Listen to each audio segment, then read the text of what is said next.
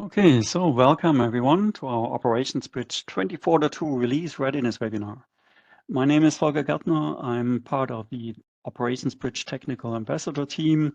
And with me today, we have Thomas Klepsch, also from the Technical Ambassadors, and Harald Borose from Product Management. And we will talk about what's new in the new release. We'll have a little bit housekeeping and logistic at the beginning, then Harald will talk about value and benefits. And then afterwards, we will dive into a few more features in the release details section. And at the end, there will be time for Q&A. So during the webinar, please note that we will record this webinar here, and the slides and the recording will be shared as previously on our community page. The slides will contain hidden slides that we are not presenting today, but that include useful additional details. So please have a look at the slide set on the community page, which should be available later today or tomorrow. Recording will take a few more days. During the webinar, as the session will be recorded, the lines are muted at the moment, but you can use the question tool to ask questions during the webinar. And then at the end, when we have the Q&A section, we will stop the recording, and then I will enable you to unmute yourself, and you can also ask questions using a microphone.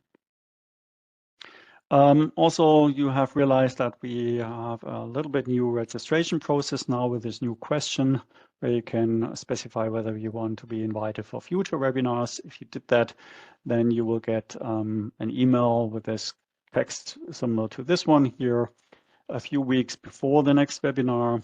Then you have to register for that next webinar again. And with that, you get then the confirmation with a link to download also the calendar entry for your calendar. And if at any point in time you want to stop receiving these events, these invitations, then you can just reply to the invitation email or choose I want to register for this webinar only next time. Okay, and with that, just a reminder, these Ops Bridge Release Readiness webinars are primarily for our customers to tell you about what's new, what is a new value, and so that you understand the new offering. Partners and employees are also attending, but in listen-only mode. We would like to ask the partners and employees to hold back your questions for the field-only Q&A webinar that we have following this one, so that we can focus on customer questions in this webinar here. Okay, and this said, I can already hand over to Harald, who will talk about the release highlights. Yes, thank you, and good morning, good evening, wherever you are. Operations Bridge Suite 24.2, another great release with various items that we are putting out there. It's our first Aviator for our AIOps solution, which we focus around the topic on remediation. We are leveraging the Aviator from OpenText that we launched at the OpenText World around the 23.4 timeline. SMEX was the first item product using it. We are now bringing a use case out that focuses on remediation, that works on preloaded as well as your own content, allows you to interact with this, as well as works with classic containerized SaaS-based OBM, depending on your choice.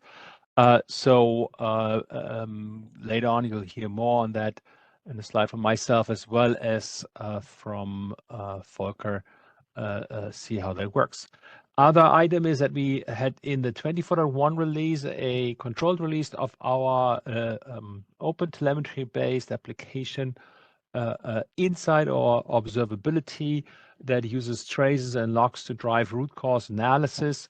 We are extending that to custom metrics and allow visual analytics for those custom metrics as we bring the broader visual analytics for application insights to market. Not only are we doing the visual analytics on top of the custom metrics, we also have improved the analytical capabilities from a visual analytics perspective across traces and logs as well, and I'll talk about that in more detail. From a infrastructure observability perspective, we basically improve the overall time that you get into the insights, specifically when it comes to getting a application understanding, application health understanding of your applications running cloud infrastructure. You can now do that directly from a Sitescope running inside SaaS, as well as simplifying the way that we do specific metric handling in the overall solution, in addition to the monitoring and scout concept around Mac, adding in a new MCC UI flows in the overall insight. Also, are we providing better insight into high density data sources, whether this is utilizing tree maps, sunburst, other item, allowing you to actually visualize the data that is in the Optic Data Lake a lot more efficient, and adding additional out-of-the-box capabilities in that area. Last but not least, improving for the AIOps platform from an OBM perspective, the overall efficiency from an AEC perspective, providing you a preview mode, a centralized licensing reporting on top of OBM, or the unit reporting, as well as a configuration sync, which is a starting point from a journey and will continue in future releases. With that, let's dive into the details of these different elements, understand the value that we have, starting out with the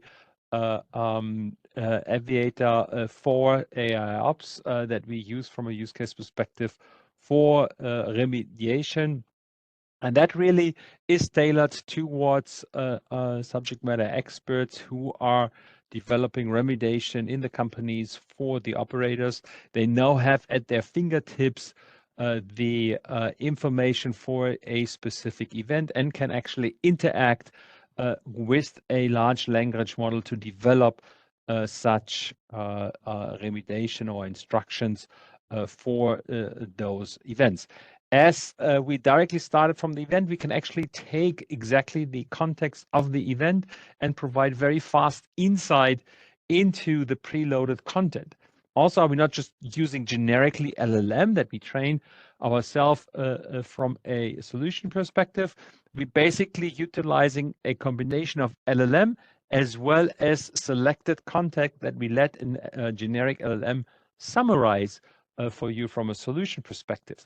Why are we doing it this way? That actually increases the accuracy of the return of the data that we're getting, so that we are not mixing Postgres and other databases content as we are providing the response.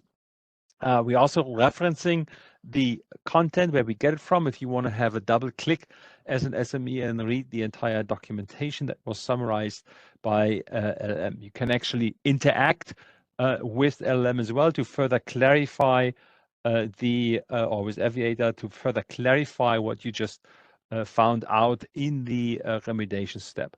All of that should help you to reduce the resolution time, as well as help you to reduce the creation of such a remediation instruction. Resolution time, if you're the SME that gets something assigned that you in a context that you're not that familiar with and need to find out how to do things, or if you're creating a instruction for other operators, the time that it takes you in order to develop that element. Using very quickly, you essentially need to be on the 24.2 release of OBM. As I said, any of the supported versions is available, and then basically use the Aviator plugin, get the right role assigned, and you can interact with the Aviator SaaS service from a solution perspective, where you have your private LLM, all the documents that you're using, whether our own document, or you can also extend it with your own knowledge base articles, will stay in your private environment and not being shared from that element. So taking all the values that we launched in the 3.4 release with the OpenText Aviator forward now for you as an operations producer. So turnkey solution that we'll be further enhancing and moving into future releases. Now, from a application observability kind of a repeat of the 24.1 content, where we basically launched the open telemetry based application observability insight, allowing modern applications to be monitored and gain fast insight into those distributed applications by the use of open telemetry, kind of the SNMP standard for application observability, if you want to see it this way. Allows you to do fast root cause analysis, as these telemetries that we are collecting, metrics, logs, traces, are automatically linked together, and allows you to improve your overall mean time to repair through that linkages, because you don't need to go through cumbersome manual linkages or time as an approximation on how these link together. We also apply AI to this data, where we're basically looking at the data and trying to identify anomaly and storing that for you at your fingertips when you're navigating through the solution. So very quickly understanding your complex application through the things that you see on the screen here, from mapping out that application, mapping out the APIs, as well as mapping out the overall trace stack. So what we added into the release over 24.1 was the whole area of metrics, one of the last telemetries that we needed to add in, as well as being able to actually enhance the overall capability on how we basically navigate through the data when it comes to traces, basically allowing us a better trace, compare, and metric insight. Now, when it comes to the traces, we are now be able to much faster compare traces of similar type across potentially even application boundaries to actually troubleshoot that problem, rather than looking at the traces for a specific application or service. We now can do a compare and use that from a problem isolation, improving the overall problem isolation workflow. When it comes to metrics, you can actually observe exactly what you need by custom defining in OpenTelemetry as an application developer, the exact metrics that you are wanting to be associated with the data of your application. That could be business metrics, but could also be any other health metric that you want to add on in addition. So no longer you need to extract a metric from a specific log file and that add it into the stream, which you obviously still can be doing. With our tooling, you can directly in the telemetry define it as a developer, and then basically utilize it to understand what is the impact, if it's a business metrics, or to improve the overall root cause analysis if it's an additional health information that is relevant. Now, those two items, we also provide, as I said, the visual analytics that allows you razor sharp slicing and dicing of the data to quickly filter the data to the elements that you are interested in from a solution point of view, and then be able to derive the insight that you want from those different telemetry data that you actually put into the tooling. So overall, rounding up the application observability, which is now general available from a release perspective. Okay, next to application observability, we're enhancing the infrastructure observability in this release. Again, the whole area was to improve the time to get to the insight, to the unified insight that the infrastructure observability brings to us across the different cloud infrastructures or cloud and on-premise infrastructures. How do we do that?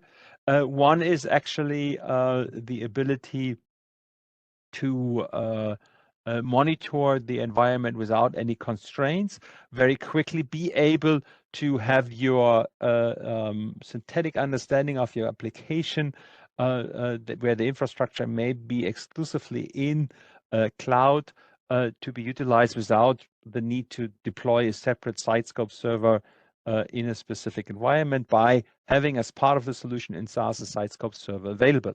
The other piece where that is relevant is actually breaking up a dependency of, if you're an existing customer and have a Sitescope version, breaking up the dependency from a version component perspective to have the MCC which is part of your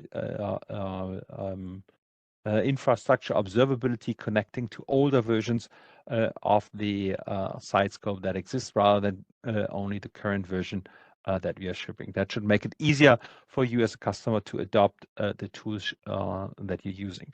The other piece is quite often examples help you to understand how the tool is working, which means the tool now comes with a preloaded content in the environment. So when you're starting it fresh, you basically get immediate insight into application that we have preloaded that gives you examples in the environment to quickly navigate through the different data which is available, and that gets you quick samples on what you want to maybe copy with your own data set in your own environment, as well as providing new out-of-the-box dashboards or a simplified way that you configure metrics in the environment. Last but not least, monitoring your Kubernetes without limits, which is basically the ability to include the Prometheus metrics, which are on-premise or in SaaS, into the infrastructure observability, where now if you have a SaaS instance, you can actually have your Prometheus off cloud integrated into the solution, as well as have a selected set of metrics that you can actually define a schema inside the Optic Data Lake to be also loaded into the system from a solution perspective. Now, this basically makes the overall starting time to monitor infrastructure much faster. From a content perspective, that Volker already progressed to the next slide, increasing the ability to do high density insight into the Optic Data Lake. What you see on the screen is essentially the tree map that we provide out of the box for our VMware solution, but it's also a generic tooling that you actually can define on your own, where you basically define the dimensions, the size of the box, what should it be in your environment, the color, what should it drive, and we are not only providing actually tree map, we're also providing elements like a sunburst chart, all the way to basically allowing you to better understand the large volume data, high density data in your environment, and gaining a very quick overview of that, which then allows you from there to drill down into another tree map as an example, or into then specific dashboards that we are providing out of the box. In order to make that simpler, we are actually providing more out of the box dashboards, extending those out of the dashboards for OT and non-IT data, App Dynamics, WebLogic, SQL Server, Oracle. Those are items that we basically added in, as well as providing a combined infra network and application observability converged dashboard that you can use as a starting point to do the navigation into your data. Last but not least, continue to working on the continue to work on the green item. We're mainly working on making sure that we are aligning from a data model perspective to what is happening in the industry, the data that we are putting into our data lake, so that we can then take advantage of elements like locations coming from a potential asset management. Okay. The other item in the portfolio obviously is the AIOps platform, or the operations bridge, where the main focus was on efficiency gains in multiple different areas. One is through the preview mode efficiency gain, that the way that you introduce AI into the environment, essentially by providing a preview mode of AEC, which allows the SME to look at the results of AEC, maybe promote, prohibit specific AEC before it is being turned live for the operators, all with the aim to then make it most effective as possible for the operators to be used. But efficiency gain also when it comes to infrastructure that we use in order to synchronize configurations between two OBM systems. As an example, that is an element that we are working through and continue to enhance in future PIs as well. One element that we added in here is that we are able to synchronize data between CMDB without having a dedicated data flow probe. So rather than having a dedicated data flow probe on a system, now you actually can utilize that directly within the OBM infrastructure without having that additional items.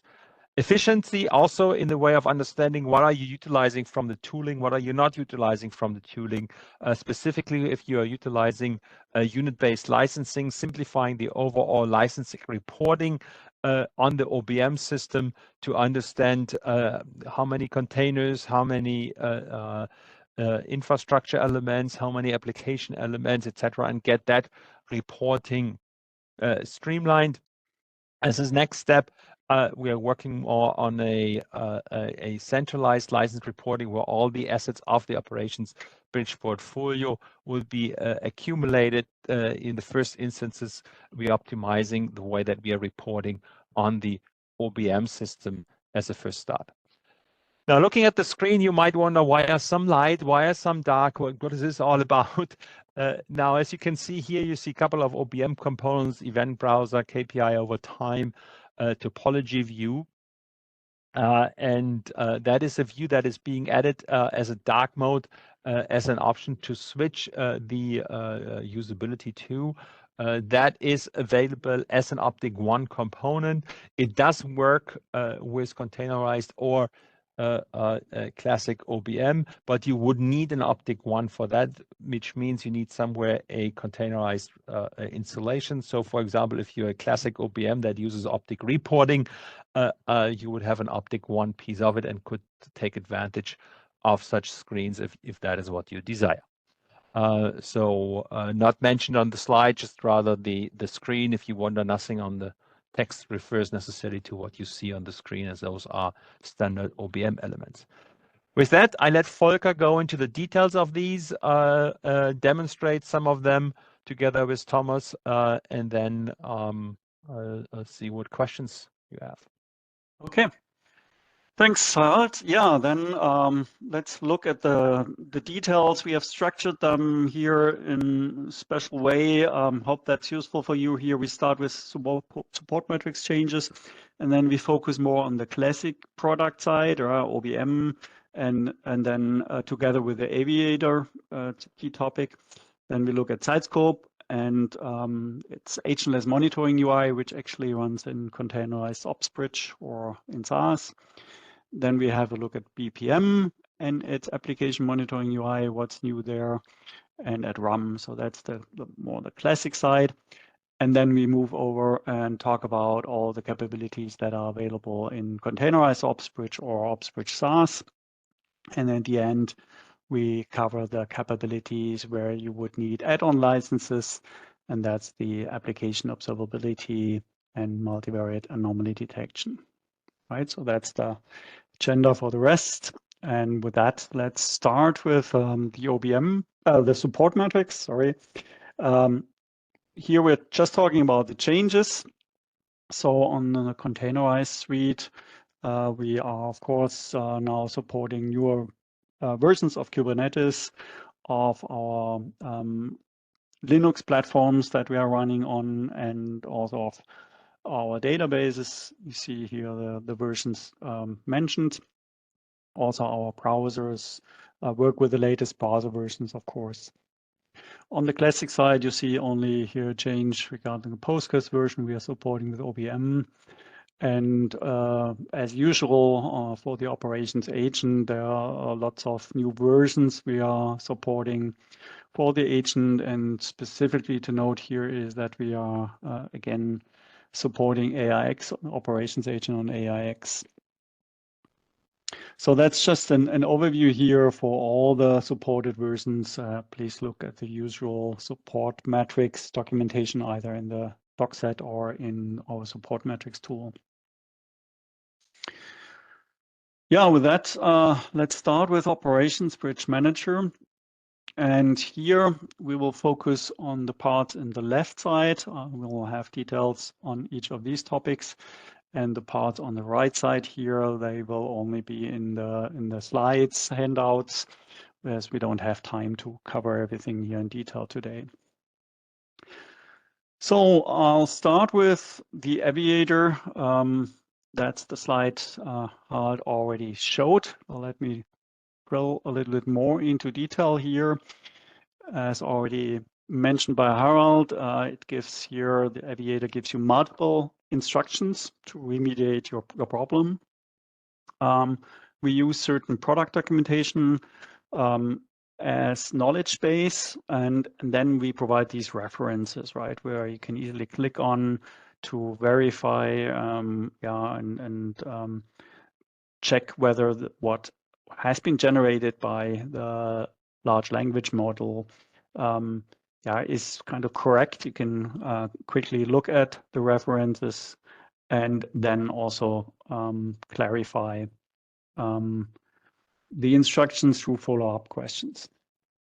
You'll see the docu link in here that will be part of the handouts in case you want to follow up and get more details in the documentation. With that, let me quickly show you that in a demo. So for that, I have to change my sharing.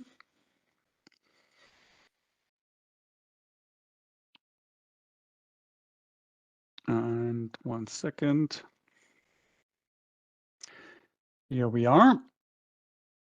So that's our normal OBM browser, right, which has been enabled or configured to work with our Aviator service hosted on SaaS. We have the browser here, we can navigate, and you can see here we have a Postgres database event, which already gives us a hint about maybe a parameter that we might have to increase, but the SME might not know all the details about the parameter, so he can use this generic Aviator here on the masthead on top. And I can click on that to bring up the Aviator. You see here the last questions that were asked here, but I can start a new topic here and ask the question about this parameter, right? So for example, in which config file can I change the value for this, right?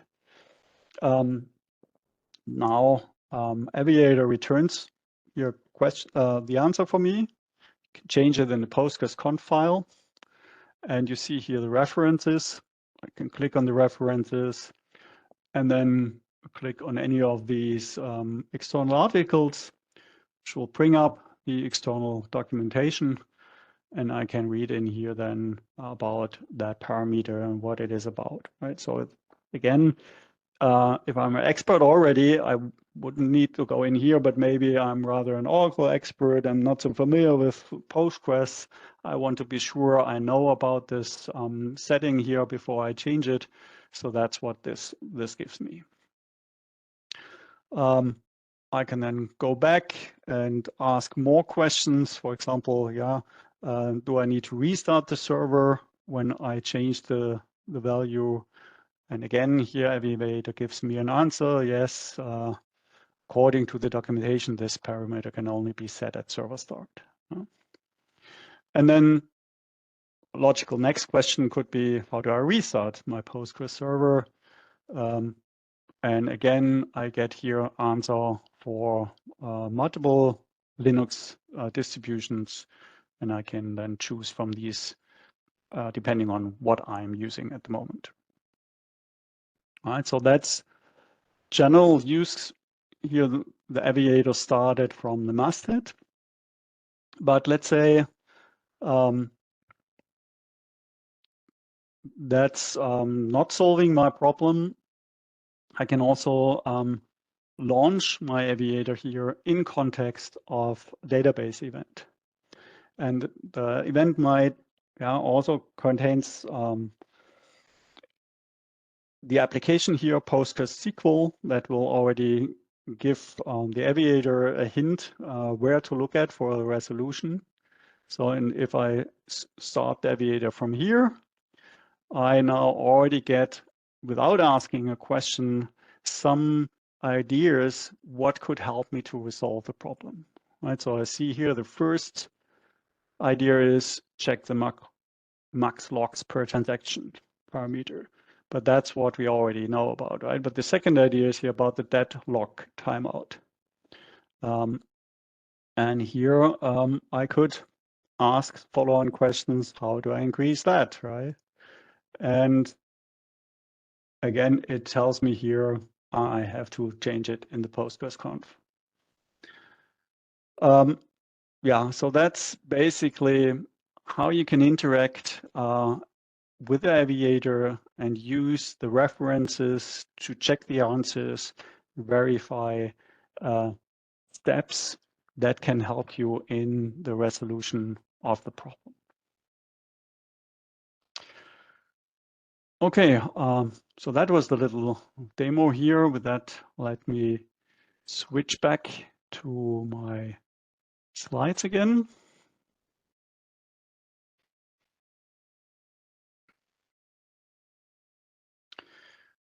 And just move on there.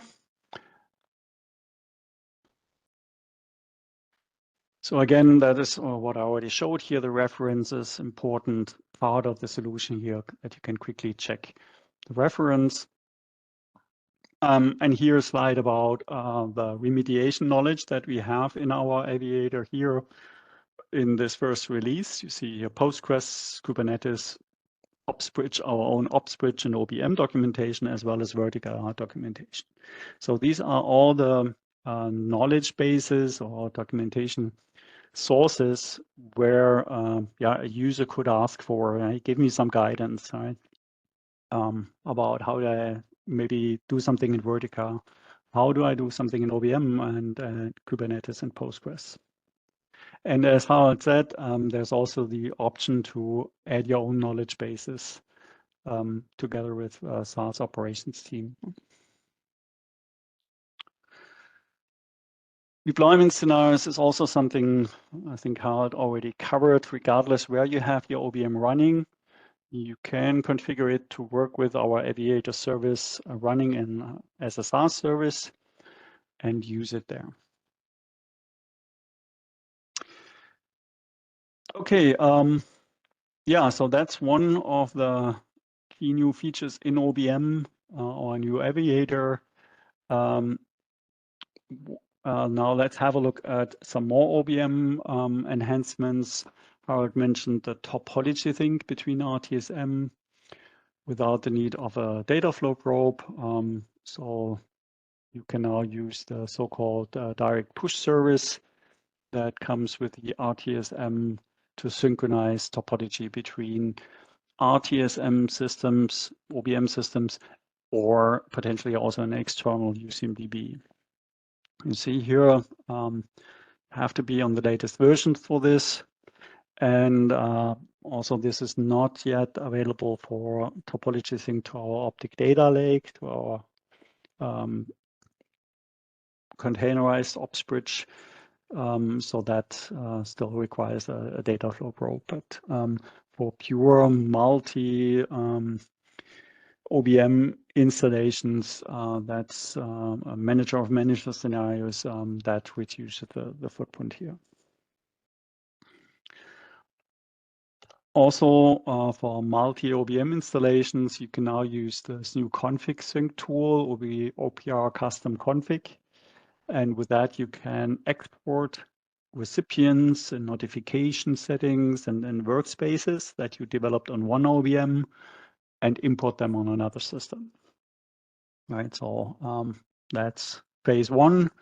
There are more configurations that you might want to exchange, and we're working on getting this tool enhanced in the following releases. Another customer request that we heard from several customers is that you want to intercept and manipulate OBM internal events. You can now do that. There's a new infrastructure setting which kind of diverts the internal events into a XML log file.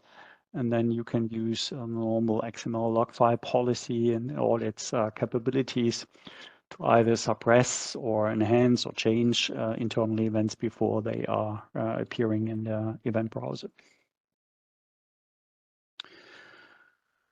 And then the last OBM feature we want to show here today is the new unit-based license reporting.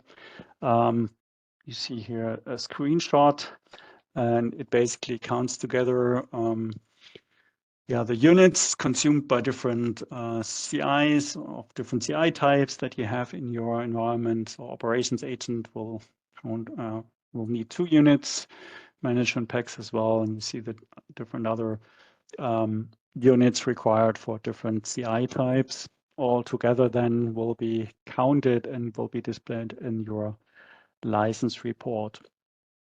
And we also did a little change here for manager of manager setups, so that you can have your counting on the system managers that actually monitor your agents and management packs. They will count these licenses only, and then on the top level where all your CIs come together, you would then only count the CIs on the MOM server level, and that gives you then in together the correct counting of units on every level. Okay, yeah, that's basically the highlights of the OBM features. As I said, there were several other customer enhancements that we did and smaller features where you will find some more detailed slides in the handouts.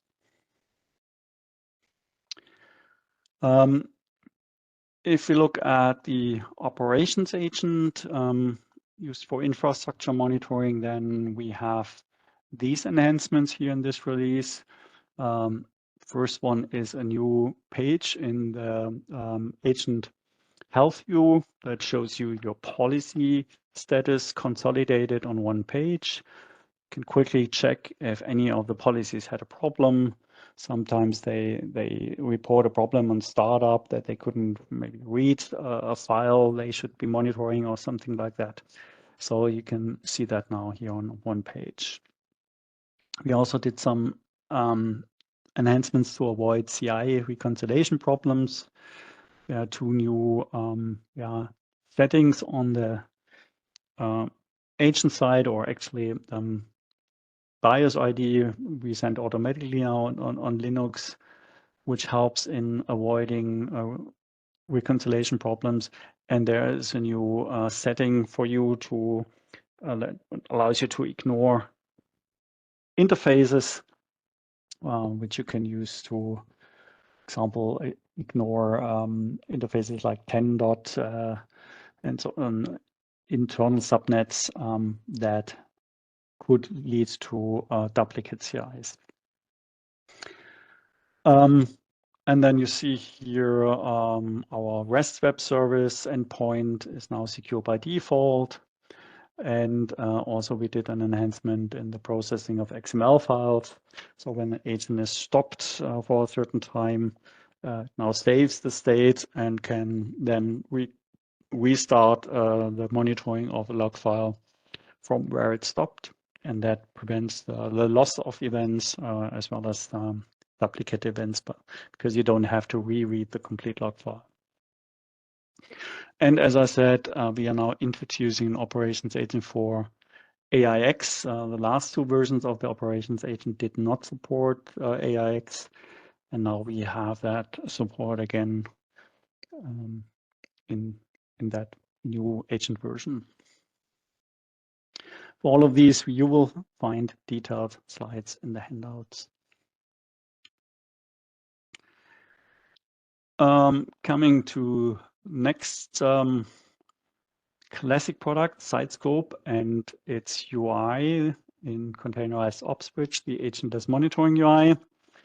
Let's start with Sitescope. There are 2 nice little enhancements. The first one is our dynamic Docker swarm monitor, and now collects also health metrics for worker nodes. That was missing in the swarm monitoring. That was a customer request to add that. And also Sitescope events that you send from Sitescope can now contain more than 5 CMA attributes, and also you can change the names of these CMA attributes. That is now available with this version. And if you look at the agentless monitoring UI that allows you to configure Sitescope, this new UI, then we have here, as Alt already mentioned, reduced the mandatory upgrades that are necessary because we are now able to work with older Sitescope versions as well. And we have added management of health groups. So let's have a look at that quickly. Yeah, the monitoring UI can work with 23.4 now as well. And we can even work, yeah, the UI also tells you if a certain older version doesn't support all the features. So these things that are not supported on that older Sitescope will then just be disabled here, grayed out, and you'll see when you hover over these, you will see an explanation why that is not available yet.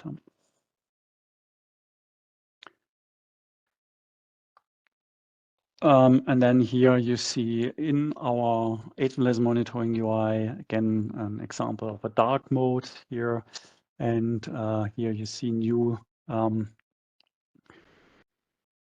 options that are available here to recreate missing health monitors and to enable this monitor group, this health monitor group, and enable and disable logging.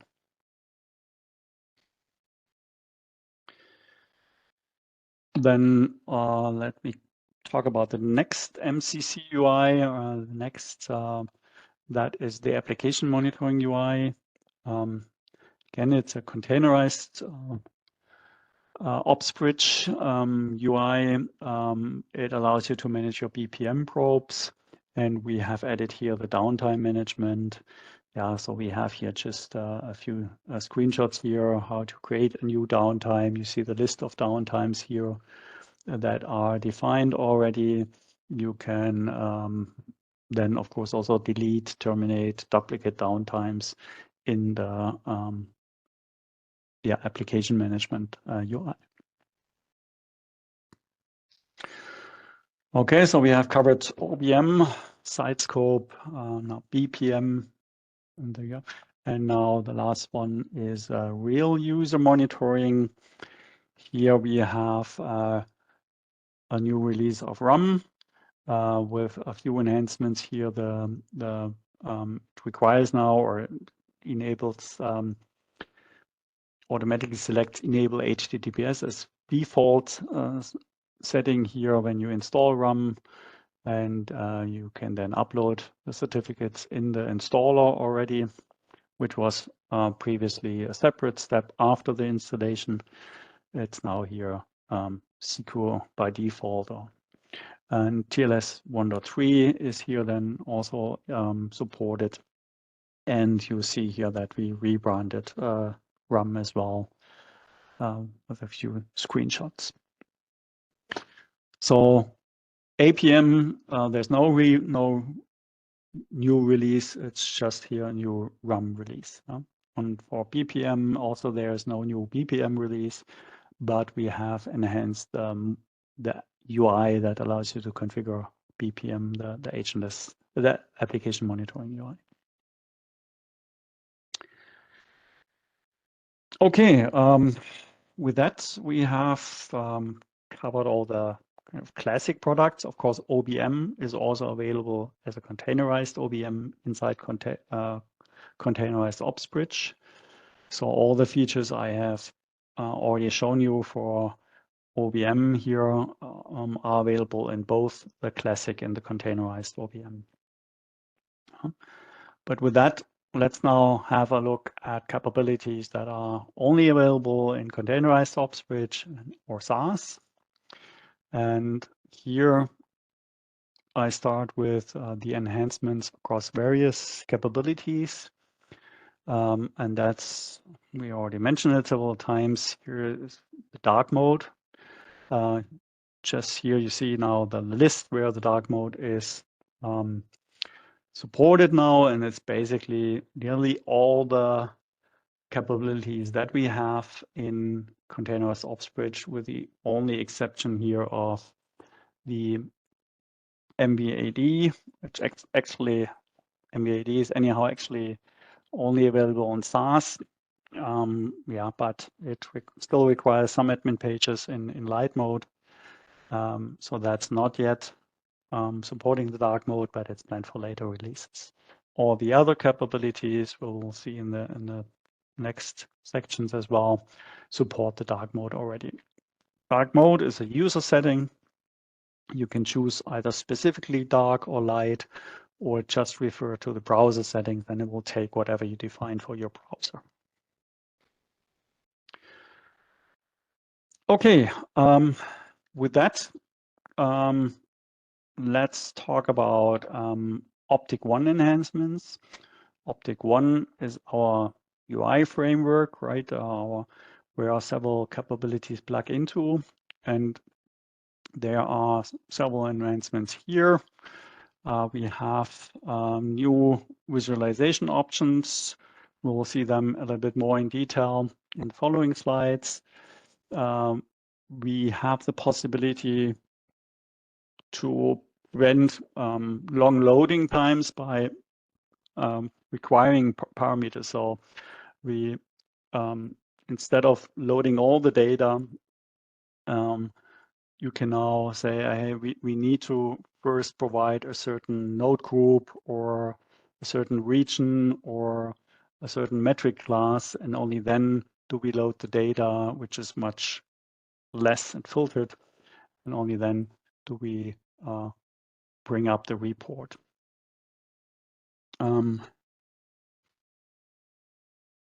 And we have then also new widgets notifications, but let me show you that on the later slide. Yeah, so here's just the overview. You can also use your own custom widgets, custom logo for PDF exports. You can import and export pages now using a new content manager CLI. Again, I think that is very useful if you develop on one system and have a production system, and where you want to exchange pages, flex reports. And we have done a few smaller enhancements. So if you look at these new visualization options, then here you see this new tree map and sunburst visualizations. They basically allow you to navigate through hierarchical data, right? Where here you see examples where you maybe have the number of people that are speaking French, right? And in France or in Luxembourg and Belgium. And you see from the size of the France square here, you see, okay, it's a lot more people in France that are speaking French than in other countries. And you see that also for the other things. And so that's the visual representation here. And you can then also hover over a field and see the value of how many people are speaking French. We'll see some more examples later. Then we have a geomap or bubble map. That's a new widget where you can simply visualize metric values by the size of a bubble. So here we use that to indicate the CO2 consumption in different countries. And here, an example of the tree map widget. We'll see that later on also in a demo. So I skip over that. And here also the sunburst widget. And if you hover over, you see the value of this area. Okay, after these little more generic introductions and enhancements, I'll hand over to Thomas, who will talk briefly about the enhancements in Ops Bridge reporting. Welcome to the section about Operations Bridge reporting enhancements.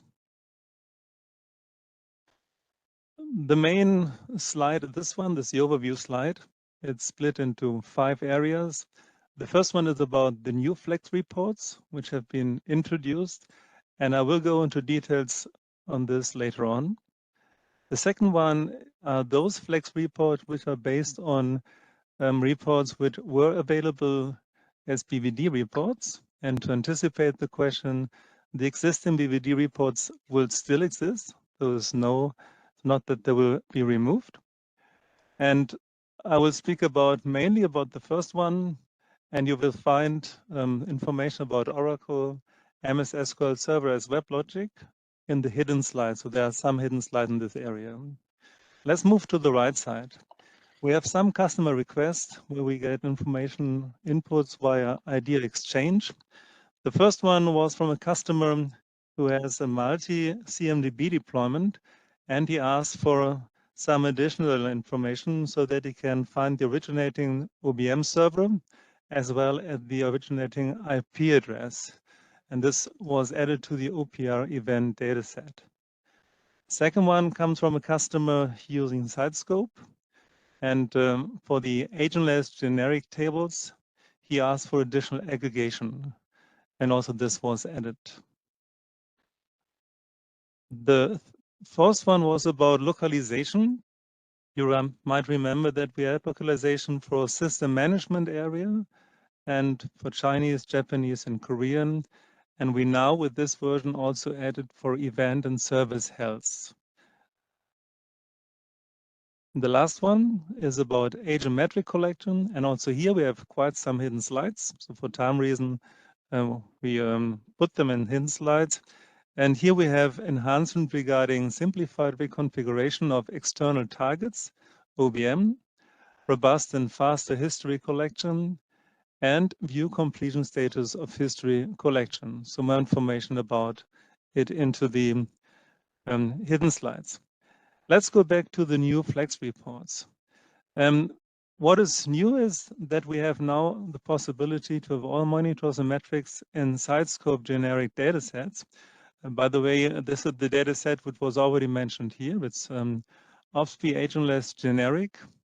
And we have two reports which are introduced, agentless monitor metric summary and agent monitor metric detail. We have another one which is also regarding Sitescope at the agentless UL monitor. I will discuss all of this in a minute. For this, I will switch to the demo. You can see it. And here you see the first one at the agentless monitor metric summary. And initially, when you haven't selected anything in the omnibar, you know this from Optic One, where you select the context, you get an information. This was also mentioned in the Optic One part from Volker, because if something is required, then you see this overlay message. And this one says that a monitor class has to be selected first. So let's have a look at how this is structured. You see here there are three different context possibilities. First of all, the monitor class, and then depending on this, the monitor metric name. And in addition, we have the Sitescope monitor nodes. So when I select one of the monitor classes, you will see that the possible monitor metric names are changed. Having this one, the next one is that I click close on the lower right and see the result. This is structured as a table, and you find here on the second column the selected monitor class along with all the metric name. And the most important, so therefore we say this is a summary. Most important metrics here are the average values, minimum value, and maximum value. In addition, you see here that also one of the previously shown monitored nodes provide the data. You can do combinations, of course. So you can use more than one monitor class, and depending on your selection, you see the monitor metric name and find the result here. Or you can even more structure it, narrow it by selecting also explicitly a monitor metric name. Result here would be that you have just one row. This is for the summary one. So it's now possible via the context selection to really find out or select the combination you're looking for in a report. When we look at the detailed part, we have the same information here as well as before.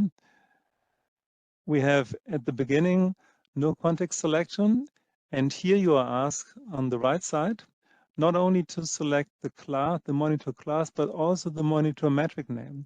So in case you would have only selected the monitor class, then you would be informed that you first have to also select the monitor metric name. Otherwise, you wouldn't see anything. Yeah. Okay, let's do it. Continue here. We have the same 3 columns as we had before, a little bit in a different order. I first select the monitor class, and then in a second step, I select the monitor metric name. Okay. When I look at it, I have as the result, I see this one, what we saw before, average value, maximum value, and minimum value, but here specifically for 1. What you don't see here is which of the monitored nodes is providing this information. So this is not a must, you're not asked for, but it makes sense to do this. So I do the same again, go back, select these both. In addition, I select the second Sitescope monitored node. And now, because you selected this, you see this here above. You see the data where they're coming from, the source. So this is helpful for this. For the agent URL monitored detail, I will go back to the slides. Okay, covering this and go to the next slide. You could say, oh, now we have the summary and detailed information. Isn't it enough for the URL? Why do I need a second report? The reason is, with the information you would have so far, you would see codes like 200, 400, and so on, but you would not get an information on whether something is down, whether it's down or uptime, so downtime, uptime. For this, you need additional interpretations, and these are done in the query for the agentless URL monitor details. With this, you can, in the omnibar, select the URL you want to get information for. Then you have this result. And then you would see that, for example, here at 12 o'clock, there's a downtime. Yeah, this information you wouldn't see in the previous report. Okay, let's go to the next one. The next one was have the possibility to also have the app dynamics information along with OBM information in one report. You can see this over here. So the application information are monitored by app dynamics, and all the other ones regarding infrastructure are taken from OpsBridge. The reporting on third-party domain manager, App Dynamics, can be done using add-on content built on the Operations Bridge integration hub for your background. The structure you see here with the drill downs, you also find in principle for the other ones like the Oracle MS SQL report and others. So therefore I just show you this one, the other you can see at hidden. Then we had an example for where we already had the BVD-based reports, which are now changed to Flex reports. We have here the dark mode once again. And you see one of the typical criteria is that you have a lot of drill downs, yeah, going into more details for specific areas here.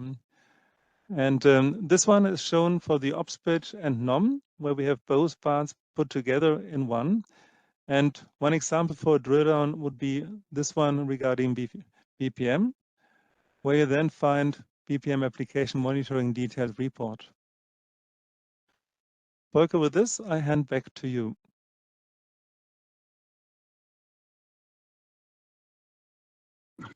Okay, thank you, Thomas. Let me share my screen again.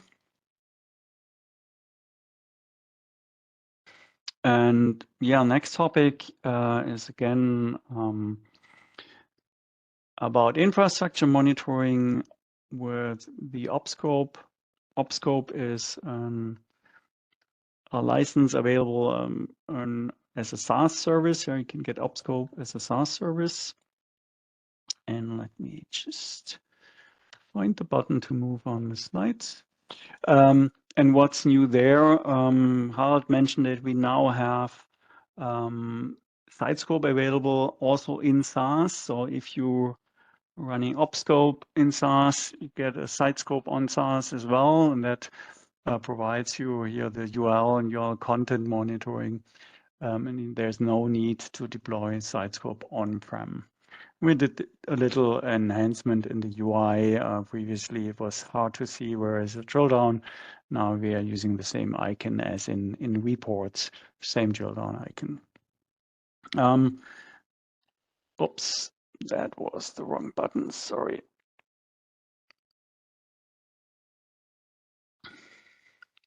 For the Opscope in SaaS, yeah, as I said, URL and URL content monitoring are available from SaaS to monitor your public web pages, the customer web pages.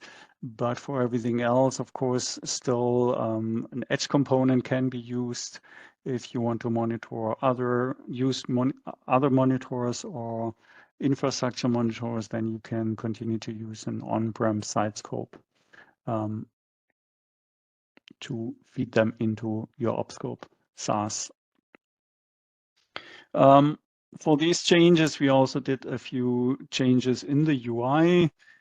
So if you use Opscope SaaS, then there will be a Sitescope already pre-configured for you.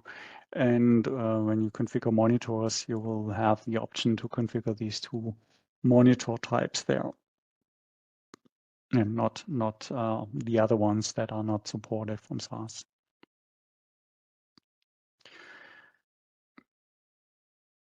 Okay, well, with that, let's dive into hyperscale observability capability inside containerized operations, as well as on SaaS. There are several enhancements. We talked about the new tree map widget. We'll show that in a demo. And we have new data store and disk latency reports.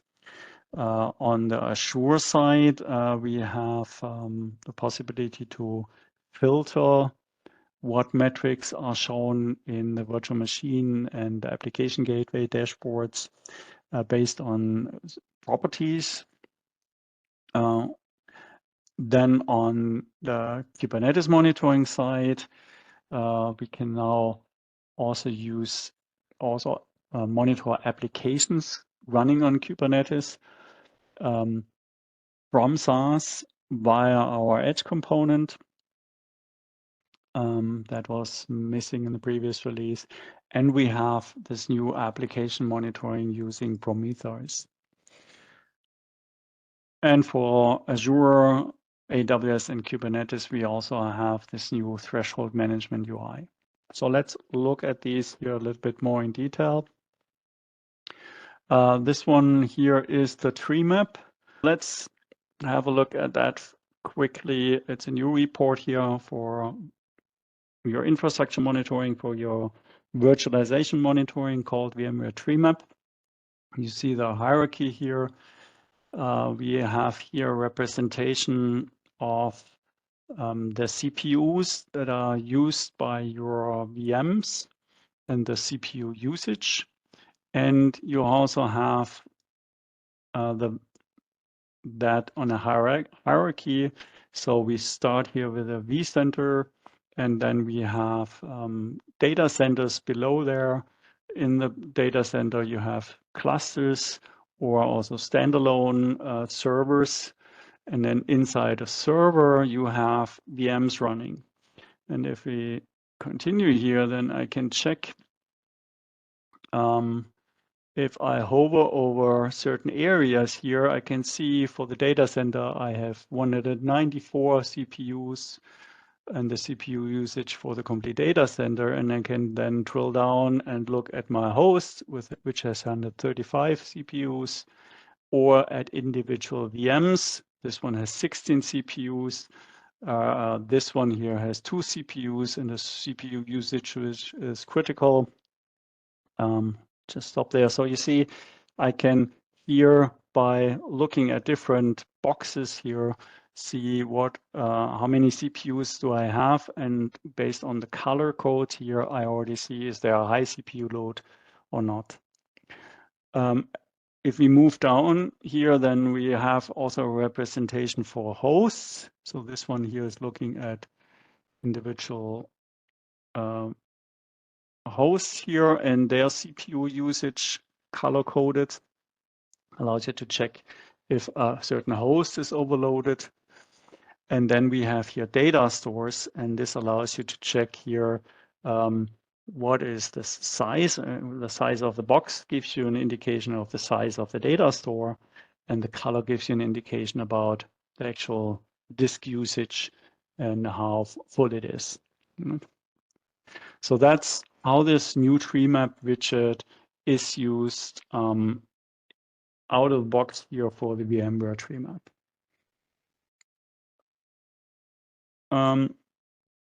The other new report is the data store latency report. It's always looking at the latency between two items, right? Between a host and a data store, a VM and a data store.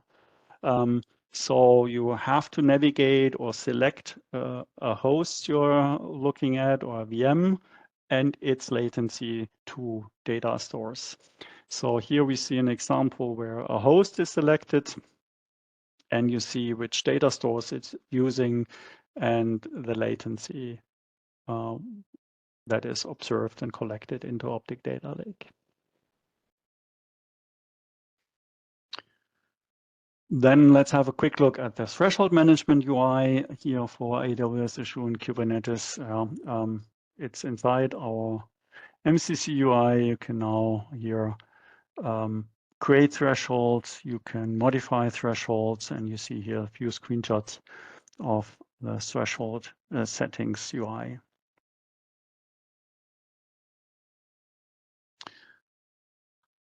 Then one more slide about this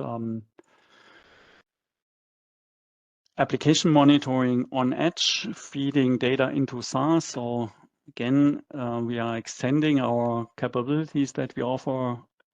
If you use OpsBridge on SaaS, you can now do this application monitoring of the list of applications that you see here through our edge proxy. That we have available here. And the other news here is that even if you don't run these applications in Kubernetes, but maybe you have a traditional installation of MySQL, but if it's monitored by Prometheus, then we have now a Prometheus collector, which can take the metrics from Prometheus and then gives you the same monitoring of these applications inside hyperscale observability. So that gives you then here the same dashboards and reports for the applications here using our new Prometheus connector.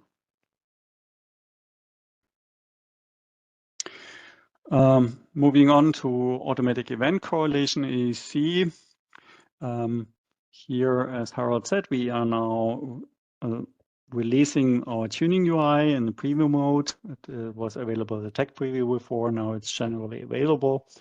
We covered that in a previous release readiness webinar in depth, but we don't go into the details here yet again.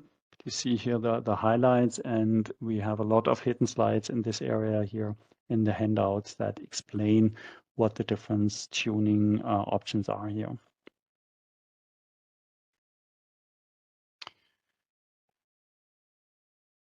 Okay, and with that, let's move on to enhancements and capabilities that are available via add-on licenses, and that's basically here our application observability solution available on public SaaS. Also here, after our tech preview in the previous release and controlled release in the previous release, we are now releasing that. It's now generally available. We have covered that in depth in the previous release readiness webinar.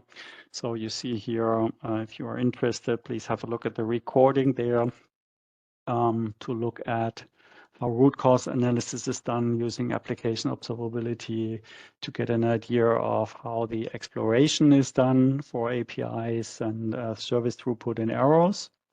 And what is new in this release here from a functionality perspective is really this trace and metric exploration. And here we have one slide here about the trace explorer. Yeah, potentially what the old UI was able to do, it just showed you all the traces for a service, which was sometimes too much, right? If you're figuring out where you have problems, you maybe want to concentrate on certain traces. For example, here we have a trace that where you have a certain error code, right? And that is now possible with this Explorer. Here you can filter for an error code, and then you see on the top where that error code and when that error code occurred, and then you can drill down into one of these traces and do some more analysis. So that's the Trace Explorer. Then we are also now providing the Metrics Explorer. Metrics can be all sorts of metrics. In OTel, you can define your own metrics. You can define business metrics, and there's a kind of, it makes it difficult also to explore metrics, because here, as an example, a metric could be something like requests that are going through your service. But then metric could have multiple attributes like, is that now API 1 or API 2? Is it going through pod 1 or pod 2? And with that, you have a lot of potential ways at which you want to look at your metric. Right? Maybe you want to only have a look at your requests on a certain pod, going through a certain pod in your application, or regarding a certain API, or regarding combinations. So this exploration, it's very difficult to provide out of the box dashboards that give you everything, right? So what the Metric Explorer now in this first release gives you, you can have a look at your metrics that are provided by OTel. You can search for them, keywords, or you get the list of all the metrics that a service is providing. And then you have, similar as for the trace filtering, also here you can then filter on, for example, select a certain pod you are interested in or a certain API, and then you get the metric values over time. And that can then help you exploring how your application is behaving. Right, so that's a first step here. Looking also here for feedback, and we are sure we'll get more requests from customers to improve that. But that's what we are now shipping with a 24.2 release, and basically, as Harald said, is now the last item after traces and logs, the last OTel data set that we are now integrating here into application observability. And then the last very short is we did some small enhancements also in multivariate anomaly detection, also a capability that is available on SaaS only. And here basically we are now supporting the Kubernetes monitoring that, and we're providing anomaly detection for Kubernetes infrastructure and Kubernetes applications. So if you use hyperscale observability on SaaS, monitoring these services, then we can also do detect anomalies on those. And you see on the right also Sitescope. We have added here support for detecting anomalies for these URL list, content, and sequence monitors. Okay, and with that, I think we have now 10 minutes left for Q&A at the end of the session. And as promised, we will stop the recording for that. And then you will be able to ask questions also using your microphones. So with that, we are at the end of the Release Readiness webinar. Thanks a lot for attending. Let me stop the recording.